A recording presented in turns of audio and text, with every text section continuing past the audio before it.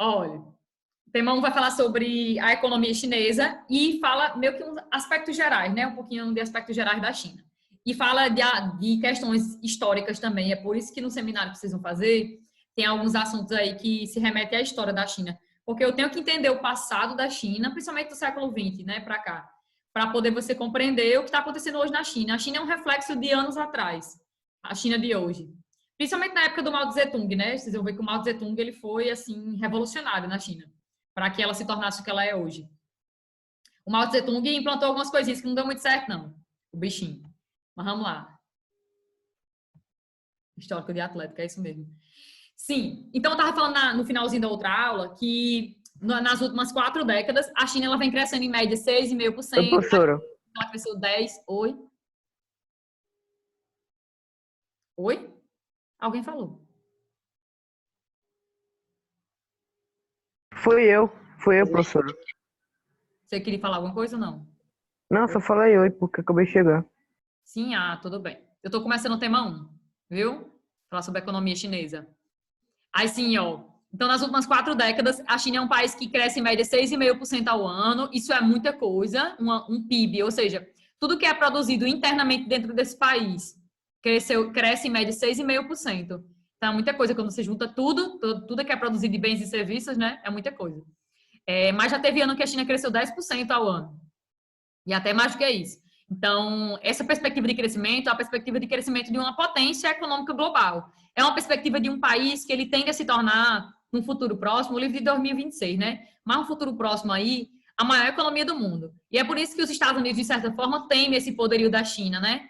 Teme por quê? Porque a China se diz ser comunista, na verdade eles são uma ditadura, é uma ditadura mesmo lá, né? Que tira um pouco a liberdade das pessoas, até a questão da circulação no espaço, enfim. É uma ditadura, eles vivenciam uma ditadura. Lá tem um único partido, não é que nem no Brasil, que tem o pluripartidarismo, né? Aqui tem vários partidos que disputam poder numa eleição. Lá não, só tem um único partido, que é o PCC, o Partido Comunista Chinês. No caso, o grupo 2, né? Grupo 2? Grupo 2. O grupo 2 vai falar do Partido Comunista Chinês. Né? Esse partido chegou lá no poder em 1949, na Revolução Comunista, que o grupo 1 vai apresentar. E começou a governar na China. E o líder desse partido, na época, em 49, era Mao Tse-tung. Pois pronto, esse partido está no poder até hoje e as decisões políticas do país são tomadas a partir desse partido. As decisões são centralizadas nesse partido. É por isso que a gente diz que a China ela é um país socialista de mercado. Ela é socialista de mercado. Ela é socialista no plano político, porque só tem um partido político, que é o PCC, o Partido Comunista Chinês, mas no plano econômico é uma economia capitalista de mercado, né? Com empresas públicas e privadas. E a gente sabe que no socialismo não existe empresa privada. No socialismo não existe propriedade privada dos meios de produção. Mas eles têm. E se dizem ser, né, comunistas. E não, eles não são comunistas, de jeito nenhum. Na verdade, eles são no plano político, porque tem um partido único. Realmente tem um partido único, onde as decisões partem dele e tudo mais. Isso é verdade. Então, é centralizado nesse quesito do partido político. Mas quando você parte para a questão econômica, a China é um país tão capitalista como qualquer outro do mundo. Né? Qualquer outro que é capitalista aí do mundo todo. Certo? Por isso que a gente diz que ela é um país socialista de mercado. É como se você dissesse que é uma coisa, mas você é outra, na verdade. Né? Tipo assim, você é socialista, mas no plano político, porque na economia você é capitalista como qualquer outro. Pois bem, então a perspectiva é essa, que no futuro próximo a China se torne a maior economia global do mundo todo, ultrapassando os Estados Unidos. E de certa forma isso causa um enjoo aí para os Estados Unidos, né? Um medinho para os Estados Unidos. E recentemente está ocorrendo ainda aquela guerra comercial, né, com os Estados Unidos, que a gente não sabe quando é que vai acabar. Enfim, os Estados Unidos fica taxando alguns produtos da China, a China taxa alguns produtos dos Estados Unidos. Enfim, e isso, de certa forma, acaba influenciando o mundo todo, né? Porque são as 2 maiores economias do mundo. Então, a treta entre esses 2 países é algo que pode impactar e influenciar a economia global. O crescimento econômico chinês tem reflexos globais, óbvio, segunda maior economia do mundo, né? E uma das cotadas para ser a maior economia do mundo já no futuro próximo. Então, da mesma forma que quando acontece uma crise econômica nos Estados Unidos, impacta o mundo todo, uma crise econômica que parte da China também impacta o mundo todo. Porque é um país também que mantém relações comerciais, os produtos chineses atingiram o mundo todo, todos os continentes, né, praticamente. Então, assim, é um país que tem uma influência global muito significativa. Então, se ocorre, por isso que está dizendo aqui que o crescimento econômico chinês tem reflexos globais, óbvio. Por quê? Porque é uma economia que é interligada com vários outros do mundo todo, com o mundo quase todo. Mas aí o livro vai dizer o quê? E através desse dado aqui a gente verifica isso. Nos últimos anos está havendo uma desaceleração, né, do crescimento do PIB da China. O que é o PIB? É o Produto Interno Bruto. Tudo que é produzido dentro de um país, conta por PIB. Então, por exemplo, tudo que tiver dentro de um país produzindo, seja sei lá, um celular, um papel, um livro, tudo que se produzir dentro de um país e o que prestar de serviço conta para o PIB daquele país, que a gente diz que é a economia do país, né? Pois pronto. Está havendo uma desaceleração, né, da economia, do crescimento do PIB, né, da China nos últimos anos. Mas é uma desaceleração, de 10% para, em média, está crescendo em média 6%, 7% por ano. Então, não é uma desaceleração assim que está, vixe, está crescendo num ritmo muito lento. Não, não é isso. Mas está crescendo num ritmo um pouco mais lento a China hoje, tá vendo? Sobretudo de 2010, aqui traz de 2010 a 2017. Realmente, se você pegar aqui, em 2010, que ele cresceu, a China cresceu mais de 10% nesse ano, e vem diminuindo um pouco, tá vendo? 2010 para 2011, 2012, 2013. Aí aqui, quando chega 2015 para 2016, 2017, tá meio quase uma constância, né? Mas de 2016 para 2017 teve um crescimentozinho aí até significativo. Mas se você analisar, hoje em dia, possivelmente essa linha ela esteja indo um pouco reta, né? Porque a gente está vivenciando uma crise sanitária global. A China talvez não esteja com um alto crescimento, possivelmente não deve estar com alto crescimento esse ano, não. Então, essa linha deve estar quase retinha assim também, deve continuar assim. Então, está havendo uma desaceleração do crescimento, mas isso não quer dizer que a China não esteja crescendo. Só isso que vocês têm que saber. Outra coisa, um dado bem interessante que traz aqui no livro de vocês, para a gente entender como é que a China é uma potência global, né? E cotada para ser a maior potência global economicamente do mundo. Global é do mundo mesmo, né, Beatriz? Aí sim, 15% de toda a economia do mundo provém da China. 15% do PIB global, ou seja, de tudo que se produz no mundo, né, de bens, de prestação de serviços, é chinês, 15%. Então, se você tem aí quase 200 países no mundo, quase 200, e só um país no mundo, no caso a China, né, pega aí uma fatia de 15% da economia global, então é muita coisa, né? Muita coisa. Então, é por isso que a China ela é cotada para ser aí a maior economia do mundo e ela é hoje a segunda maior economia do mundo. E um país que tem reflexos globais, né, que influencia a economia do mundo todo. Aqui traz uma tabelinha de 2016, está desatualizada e tal, mas vocês podem procurar aí uma mais atualizada também para repor isso aqui de vocês. Com certeza não mudou muito essa posição do Brasil, não. Talvez esteja em 10º ou até caindo ainda mais nessa posição aí de maiores PIBs, maiores economias do mundo. Aqui é no ano de 2016, né? Estados Unidos em primeiro, China em segundo. Essa perspectiva continua. Estados Unidos em primeiro, China em segundo, Japão terceiro, Alemanha quarto. A Alemanha é a maior economia da Europa e a quarta maior economia do mundo. Aí, seguido por Reino Unido, França, Índia. A Índia é um dos países que mais cresce hoje em dia. A gente falou já dela, né? Itália, Brasil e Canadá, né? Que é o segundo país mais desenvolvido aqui da América. Perde para os Estados Unidos só. Então, essa perspectiva dessa tabela aí não deve ter mudado muita coisa não hoje em dia, viu? Deve continuar mais ou menos isso aqui mesmo. Se o Brasil não tiver perdido mais alguma posição, possivelmente, deve continuar mais ou menos nesse quesito aí. Ok. Aí aqui desse outro lado, a gente vai ver que vai entrar naquela parte que vocês vão se aprofundar no seminário, né? Que eu disse que, próxima semana a gente vai se aprofundar no tema 1. Por quê? Porque aqui só cita algumas coisas. Não explica bem. Por isso que eu passei a pesquisa e vocês vão fazer essa pesquisa e vão explicar. Do comunismo à abertura comercial. O que é que a gente tem que entender? A China é uma civilização, a civilização chinesa, né? É uma civilização, na verdade. Ela é milenar, a cultura da China é uma cultura milenar, o povo chinês é milenar. Mas a China é um país que se manteve isolado do mundo durante muito tempo. Isolado assim, sem manter relações comerciais, sem manter uma proximidade com outros povos, com outros países. É um país que durante muito tempo foi fechado, né? Uma civilização que era fechada, era isolada. A partir do século XIX, a China começou a se abrir, né, para o mercado internacional. Se abrir assim, o mercado internacional, nem, como é que eu posso dizer? Começou a se abrir mais, para se aproximar de outros países, para começar a manter algumas trocas, mas enfim, começou a se abrir no século XIX. Até então era um país muito isolado do mundo. Já no início do século XX, Ai, que cheiro bom. Cheiro de chuva. Vocês estão sentindo? Estão sentindo? Eu tive um medo, né, Beatriz? Achei que eu tinha bugado. Primeiro. Eu até voltei. Ai, como é bom esse cheiro. Ai, meu Deus, que Cheiro de barro.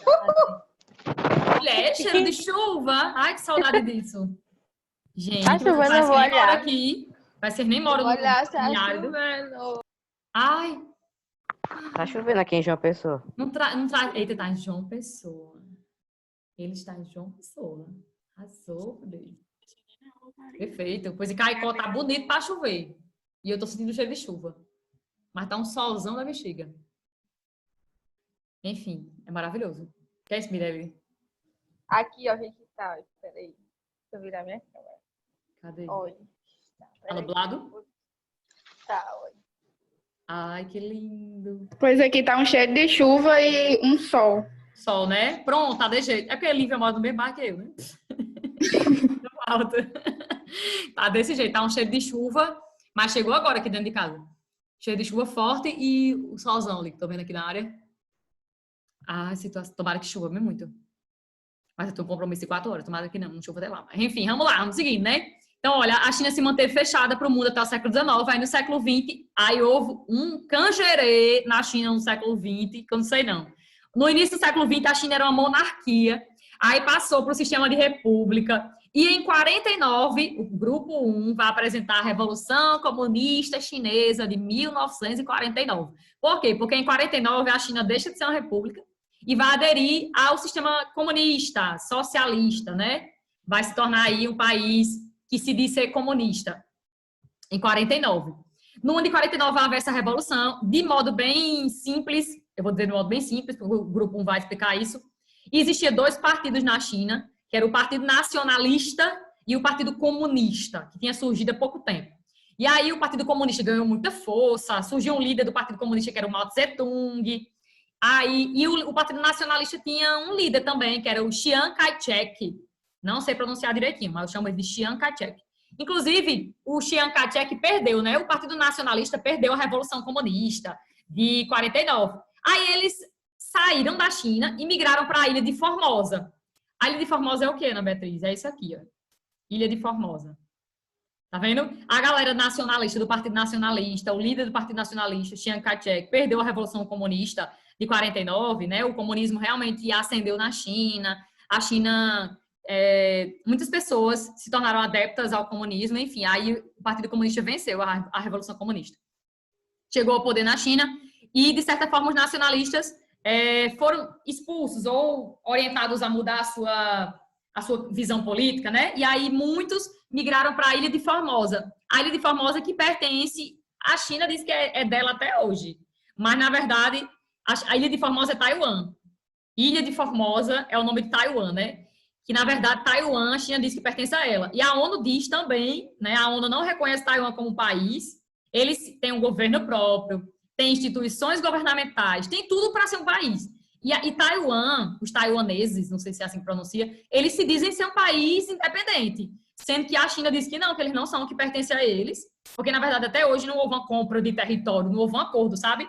Desde a Revolução Comunista de 49, não houve um acordo entre eles. Os nacionalistas que fundaram a República em Taiwan e o Partido Comunista Chinês. Não houve um acordo entre eles. Então, é como se os nacionalistas tivessem invadido uma ilha que pertencia à China. É por isso que a China diz que esse território pertence a ela até hoje. E já tentaram uma aproximação para meio que regularizar, né, essa questão de Taiwan. Mas aí a China diz que, na verdade, os taiwaneses deveriam aceitar, né, o fato de que Taiwan pertence à China, mas os taiwaneses não querem isso. Eles não querem, não aceitam. Se dizem ser um país independente. Enfim, então, esse moído, essa treta começou em 49, quando a China se tornou comunista, né? A Revolução Comunista de 1949, que o Grupo 1 vai abordar. Pois pronto. Vixe, que cheiro de chuva gostoso. Meu Deus. Maravilhoso. Que saudade disso. Que saudade. Chega a dar um negócio bom no coração. Acho que eu tô ficando velha. Eu tô gostando de cheiro de chuva. Meu Deus do céu. Será que eu tô ficando velha? Meu Deus. Ai, chega no coração isso. Vai pra lá, o Honra já tava me chamando de velha ontem, que eu não me conformo. Ei, bora lá. Cadê? Então, Revolução Comunista em 49, a China aderiu ao comunismo. Aí, quando a China aderiu ao comunismo, quem chegou ao poder lá foi o Partido Comunista Chinês, o dito cujo, que está no poder até hoje. E o líder do movimento, no caso o Mao Tse-tung, se tornou tipo o presidente da China. Que não tem esse nome presidente não, mas ele se tornou o líder do Partido Comunista Chinês. E passou a governar a China, né? De 49 até 76, que foi o ano da morte dele.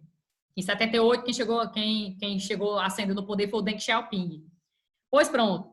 Então, quem obteve vitória foi o Partido Comunista Chinês, ok, blá, blá, blá. Aí chega aqui, a era de Mao Tse-tung. O Mao Tse-tung, ele tinha planos maravilhosos para a China, sendo que nem um planinho dele deu certo, né? Ele tentou investir em 2 grandes setores lá na China. Tem alguém falando comigo, bate-papo.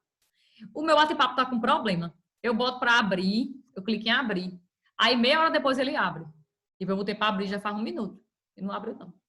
Ele abre quando quer. Ele tem agora as vontades dele. Então, vamos lá. Se você falar comigo, o bate-papo demora um pouquinho para abrir, viu? Aí, sim, o que é que o Mao Tse-tung fez, né? Eu disse que ele começou a promover algumas reformas na China. Primeira coisa, a China, quando aderiu o comunismo, já tinha outro país aí que era comunista, né? Bem pertinho deles. Quem era? Primeiro país a aderir o comunismo no mundo.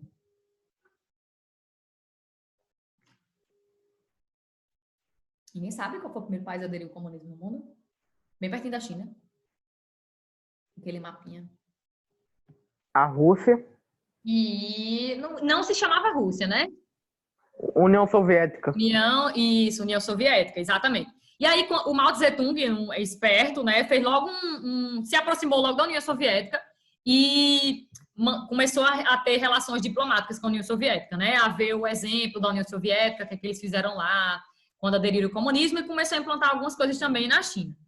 Mas começou a se tornar ali amiguinho da União Soviética. Essa amizade da China com a União Soviética, com Mao Tse-tung e a União Soviética, só durou até a década de 1960. Quando começou a década de 1960, que as ideias do Mao Tse-tung não deram certo, a União Soviética e a China cortaram o dedinho, entendeu? Das relações diplomáticas, eles cortaram aqui o dedinho e acabou a amizade. Acabou as relações entre eles dois. Mas vamos lá, o que é que o Mao Tse-tung fez no início do seu governo? Implantou duas coisas lindas e maravilhosas. Ele fez a coletivização do campo, das terras. As terras passaram a ser controladas pelo Estado, né? A gente sabe que numa economia planificada, socialista, as terras ficam na mão do governo, né? E aí ele promoveu a coletivização das terras, né? Houve uma divisão das terras, cada pessoa tinha a sua função, produzia e tal, mas era controlada pelo governo. Ok. E ele também promoveu a industrialização do país, mas apenas no setor de base, né? De início, apenas no setor de base. Setor de base é aquele setor que produz coisas que vão ser utilizadas por outras indústrias. Tipo, a gente, para produzir determinados tipos de produtos, a gente precisa de aço, de ferro, de metais. Então, todas aquelas indústrias que é ligado ao setor de base, setor de aço, de ferro, de metal, é chamado de indústria de base, certo? Então, ele investiu em indústria de base, siderúrgica e metalúrgica. Siderúrgica que produz aço, ferro, e metalúrgica que produz metais, né? Pois bem, ele investiu nesses dois setores de início, né? No campo, promoveu a coletivização do campo, das terras, e passou a controlar nisso, e promoveu também a industrialização de base, ok. Mas essas... Professora, tá chovendo. Tá chovendo tão forte que o vento vai te levar. Oh, meu Deus, não chegou aqui ainda não, essa chuva. Chegou, Lívia? Chegou, que eu tô vendo não. Mulher, tá um vento aqui que eu não sei se é chuva ou se é vento. Não dá pra ver nada. Tava vendo Também, não. viu? A Lívia também tá trancada dentro de casa. Também Aqui, tá aumentando o cheiro de chuva. Aqui a entrou. biqueira já começou, viu? Cai água. Mas finalmente, Deus, obrigada. Thanks. Ai, amo chuva, amo chuva. A biqueira já Eu começou nem a pego cair um água. compromisso de 4 horas da tarde no centro. Ai, como é que eu vou chegar lá, né? Só a capa do Batman. Ai, Jesus. Pois pronto. Aí sim, essas mudanças que ele promoveu na China, ele é conhecido como o grande timoneiro. Não deu muito certo, né? O grande salto para frente. As mudanças que o Mao Tse-tung fez é conhecido como o grande salto para frente, que é, no caso, o grupo... Tem um grupo que vai explicar isso. O grupo 3, a era Mao Tse-tung, vai se aprofundar no grande salto para frente, que é nas mudanças que ele propôs na China, que não deram muito certo. Então, o resultado já veio na década de 60. Já viu que não deu muito certo o que ele propôs, não obteve muito êxito, cortou o cordão umbilical ali com a União Soviética, né? Eles cortaram as relações diplomáticas entre os países. O Mao Tse-tung fracassou, percebeu que fracassou. Diante do fracasso, se aliou a pessoas radicais do Partido Comunista Chinês e promoveu uma revolução, chamada Revolução Cultural, né, que iniciou aí em 1966, na China. Essa revolução foi mais uma opressão do povo do que tem a ver com cultural. Assim, veio para oprimir ainda mais as pessoas, essa revolução cultural dele. Ele meio que estava revoltado porque os planos dele não estavam dando certo, né, para desenvolver a China, e promover essa revolução cultural aí, chinesa. Mas, na verdade, fez só oprimir as liberdades das pessoas, de certa forma. Criou um sistema de saúde diferenciado, um sistema de policiamento diferenciado. Quem for fazer a pesquisa vai ver isso aí. E, de certa forma, oprimia um pouco todas as pessoas que eram contra o Partido Comunista, que eram contra o comunismo, que eram contra, na verdade, as ideias do Mao Tse-tung, elas foram perseguidas nessa época da Revolução Cultural. Era perseguido. E muitas pessoas foram mortas exatamente por causa disso, dessa Revolução Cultural dele, né? Fosse contra, geralmente ia, né? Enfim, é ele que decidia o que acontecia com essas pessoas. A gente já estudou isso na prova de história agora, sobre essa revolução na China, foi? Perfeito, então. A chuva já parou. Ah, meu Deus! A chuva começou há 1 minuto, terminou agora. Foi. Bode. Mas o cheiro de chuva. Calor. Ai, meu Deus, como é bom, Jesus. Será que eu tô falando velho? Jesus. Tá pra eu ter falando velho com o cheiro de chuva, hein? Vocês não gostaram do cheiro de chuva? Que eu falei de chuva, vocês não gostaram? Será que você gostou desse? Eu não gosto do bafo. Ai, mulher, bafo é bom demais. Não tem nem bafo, mulher. Passa um bocado e meio de ano sem chover. Quando tem um bafo. É bom pra pegar uma gripe. Exatamente. Oh, meu Deus. Olha, pois vamos lá. Pegar uma crise de garganta. Ai, pois não tinha isso, não. Tinha chuva, meu filho, eu tava no meio da rua, sambando, descendo até o chão, pulando, entrando dentro dos bueiros. Eu era desse jeito. Deus me deu, eu tenho medo de bueiro. Bueira? Vixe, eu tô ficando velha. Morro de medo de um bueiro. Vamos lá. Ai, pois eu amava. Fui criada na Boa Passagem, minha filha, dentro dos bueiros. Até 10 anos de idade. Deus viu um bueiro. Ixi. Apareceu o palhaço lá. Coisa Não. Sabia. Que horror. Que é isso? Isso é de algum filme, série, desenho? É de It. Sim, Eita coisa. Sim! Ai, lembro. Assisti. Palhaço do Cão. Saiu também na Netflix, professora. Assisti. Primeira vez que a gente Tá lembrando, assistiu, Lara assisti. passou quase uma semana sem dormir direito. É light. Light. É não. Não. Ei, bem você tenso, assistiu foi dois? Você assistiu dois? tudo. O 2 não. E tem o 2 também não. Tem. Eles são adultos agora e, tipo, só eles conseguem ver. E tem a véia. E tem a véia. Não recomendo, viu, Ana Beatriz? Eu recomendo super. É sozinha. Eu vou assistir sozinha esse filme, mas meu Deus. Tem que assistir de manhã, né? Pra ver se a pessoa consegue passar o resto do dia acordada. Ah, mas... Você e Yusca. Eu assisti sozinho Não, também. mulher, assisti não. Yusca não assisti não. Eu chamei Yusca pra assistir Stranger Things. Ela achou... Teve medo. Ai, Stranger Things é ótimo. Pois é. Vamos lá. Reforma na China. Eu disse que o Mao Tse-tung morreu em 76, né? Quando ele morreu, quem chegou no poder do Partido Comunista Chinês foi um outro cara, o Deng Xiaoping, que no caso o grupo 5 vai falar da era do Deng Xiaoping. Esse cara foi o que promoveu as mudanças assim radicais dentro da China, né? E mudou drasticamente o cenário chinês. Abriu a China para o mercado internacional, abriu a China para receber investimento estrangeiro. Foi na época dele que a China começou a receber empresas transnacionais, principalmente japonesas e estadunidenses.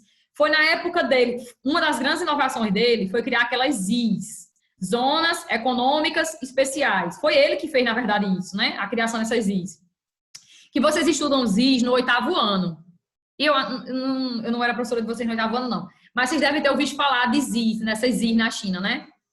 Que aqui no litoral chinês, ó, foram implantadas aqui, no litoral da China, nessa parte leste da China. E hoje em dia, a maior parte das pessoas na China habitam essa parte aqui do litoral.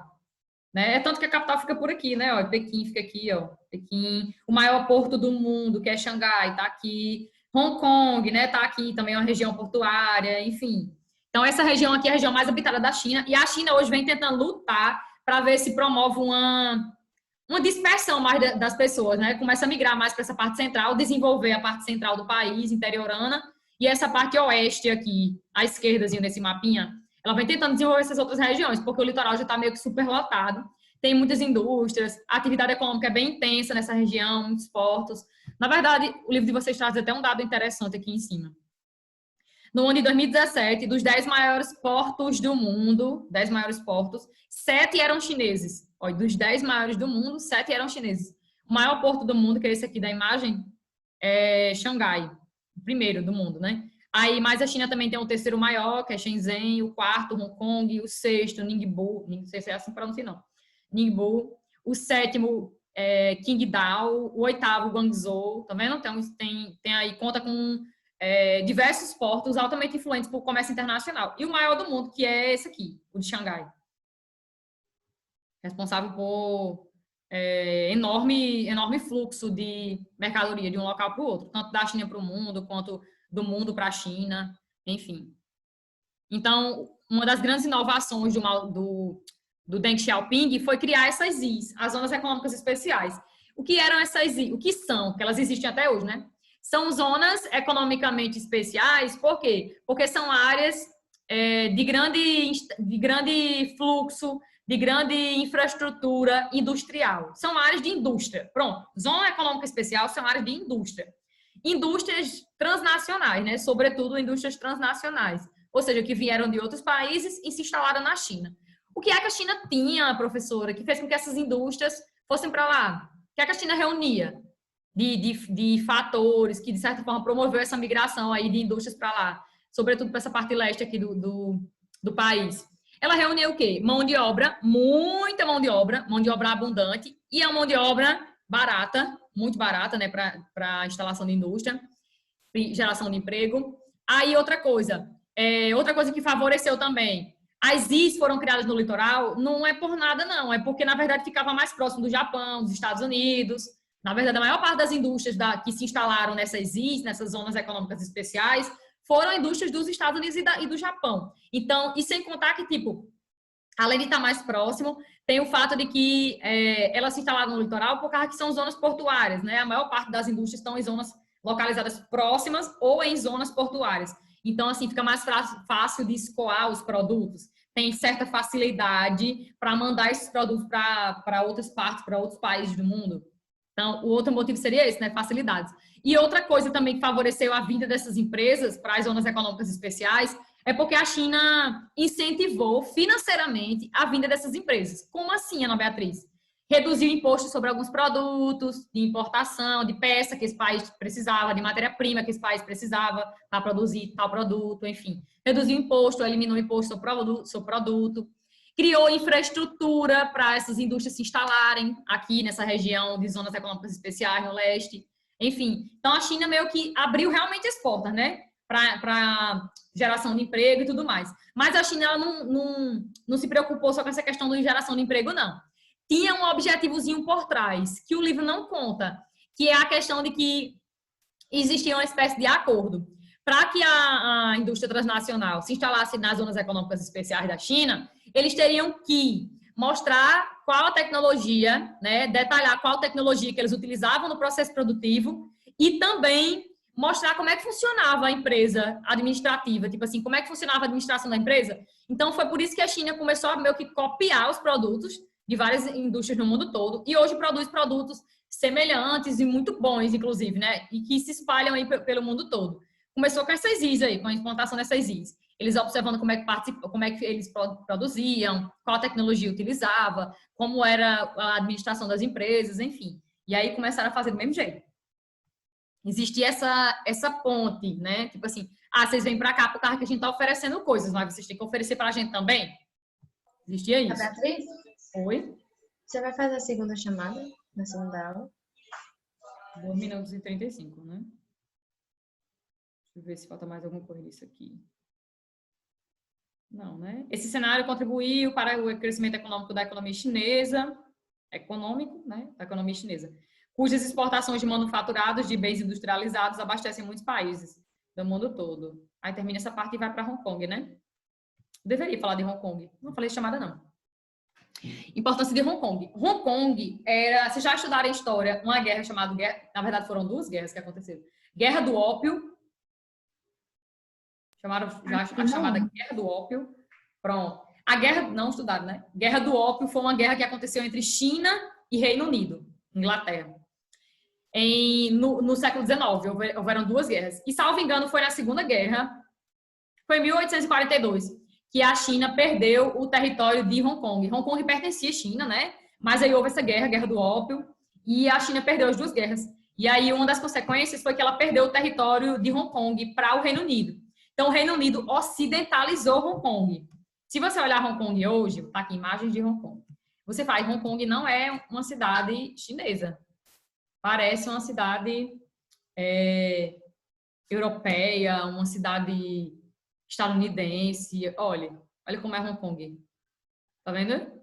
Toda brilhosa, bem nova-iorquina, bem parecida com Nova York. Tá vendo? É uma cidade bem ocidentalizada. É uma cidade bem diferente do resto da China, geralmente, né? Por quê? Porque, na verdade, quem ocidentalizou Hong Kong foi o Reino Unido. E até 97, quem administrava Hong Kong era o Reino Unido. Aí, no ano de 97, houve um novo acordo com a China. A China reanexou, tipo assim, passou a administrar de novo o território de Hong Kong em 97, mas fez um acordo com o Reino Unido. Aí, nesse acordo, Hong Kong se tornou uma região administrativa especial chinesa. Então, Hong Kong tem certa autonomia. E a China ela não pode mudar muita coisa que tem dentro de Hong Kong até nos próximos 50 anos. Tipo, de 97 até 2047, a China ela não tem direito de intervir em Hong Kong, na sua estrutura, na sua autonomia, no governo lá. Eles têm uma certa democracia dentro de Hong Kong. É tanto que está acontecendo muito protesto em Hong Kong em prol de direitos democráticos, de aumentar a democracia